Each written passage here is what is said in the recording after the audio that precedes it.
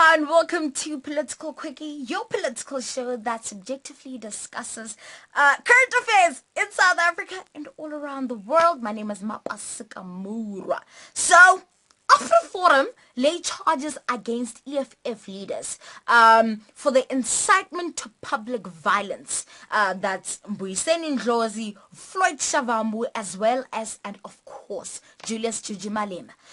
This is all in light of the protest that the EFF embarked on against H&M. You remember that H&M had this ad of this little black boy who was wearing a hoodie with the phrase, coolest monkey in the jungle. The ad is racist. And so, of course, there was a backlash. Resulting also in The Weeknd saying, nah, man, I will never ever work with you guys again.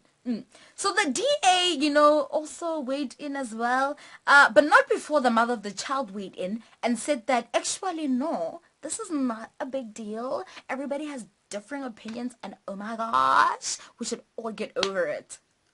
Because racism is not a big deal. Yeah, so as I was saying, the DA also weighed in and said that, you know what, Julius Malema should be held financially accountable for the vandalism at H&M.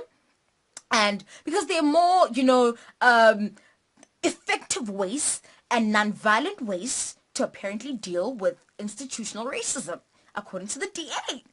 And of course, the DA knows how to deal with racism. Absolutely, they are boss because they rule the Western Cape, right? Absolutely.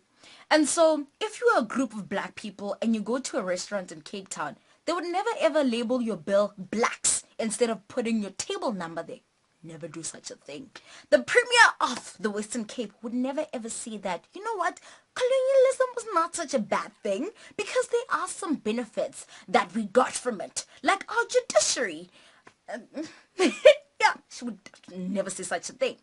And Patricia de Lille would never ever be challenged by the DA and almost get fired because she has prioritized, allegedly according to her, people who are displaced by apartheid by providing affordable housing and transportation.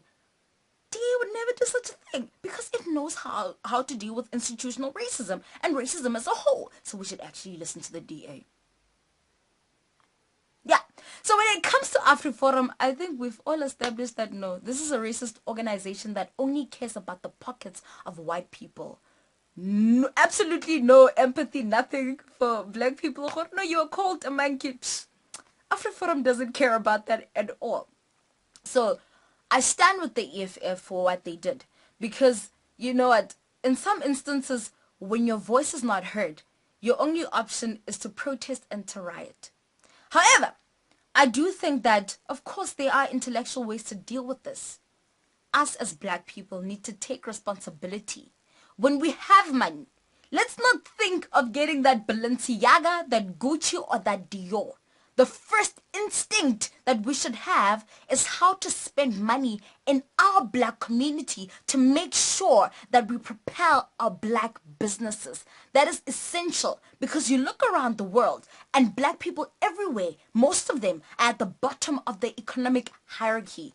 So there's something that we need to do. Black money should at least exchange hands in the black community at least 5 times before it goes to buy that BMW and that Mercedes, which is okay. I'm not against buying foreign labels, but my thing is we need to build the economy of black people so that we are propelled. We need to change the mindset of being consumers and actually become producers and employers, so that we don't have to deal with this kind of racism.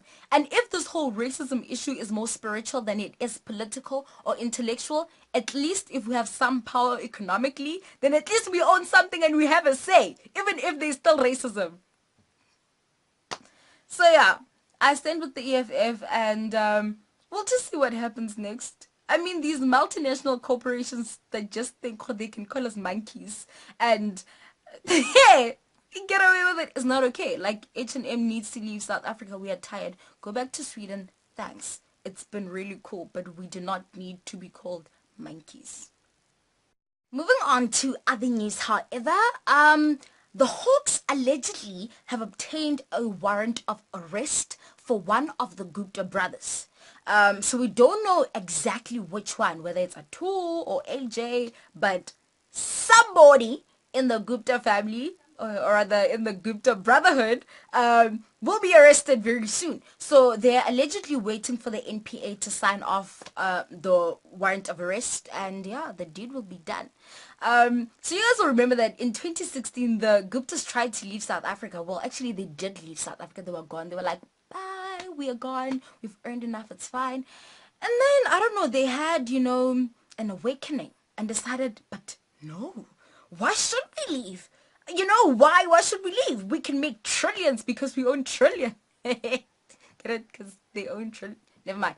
So they decided, no man, we are coming back to South Africa. And they came back. They came back and caused even more drama, And now they can potentially be caught. They could potentially go to prison. So in the same breath, ANC President Cyril Ramaphosa has been doing the rounds, and he said something very astounding. He said that Zuma's exit should not be humiliating and should not divide the nation. And my interpretation of that means that what he's actually saying is that, no man, we should not impeach him.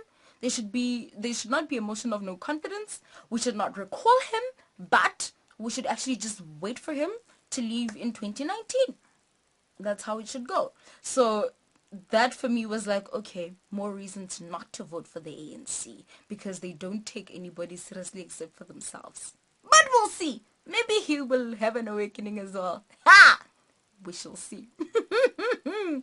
Moving on to international news orkant on the other side of the world. Donald Trump did it again.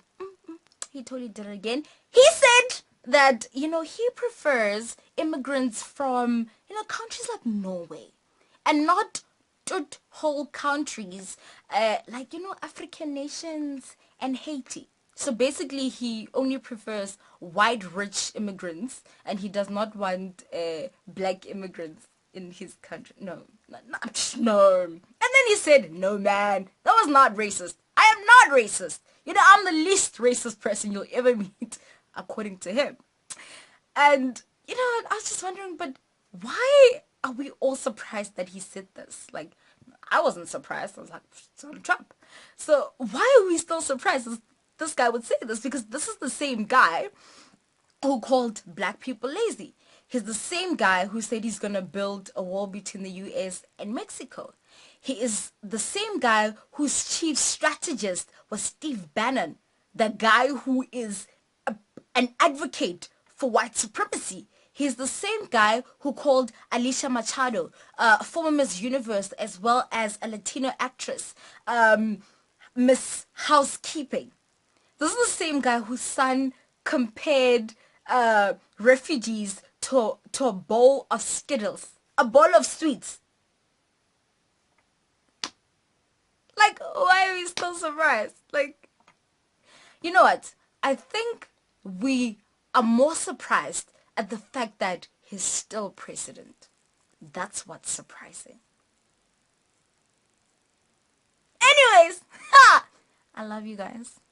Be awesome. Use your talents to serve humanity, and be woke, and let's all figure out a way that we can kumbaya and not be racist and not be disgusting in life. And yeah, right off to the sunset. That'll be awesome. I love you guys. I'll see you next